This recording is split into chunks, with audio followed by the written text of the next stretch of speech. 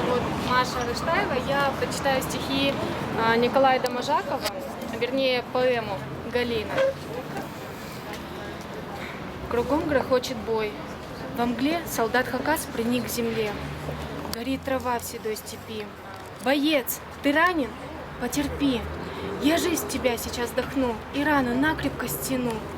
Лежит, молчит солдат Хакас, своих не открывая глаз. Опять летит и воет мина, но Галя, русская сестра, к нему склоняется. Добра, как мать, спасающая сына.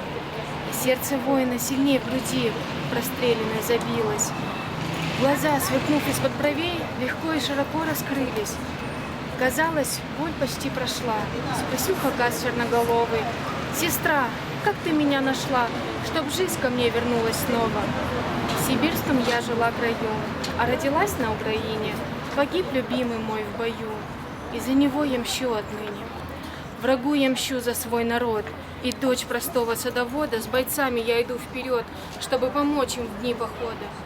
Хакас без сил к земле приник, но Галя, приподняв солдата, со смертью споря каждый миг, идет, шатаясь до санбата.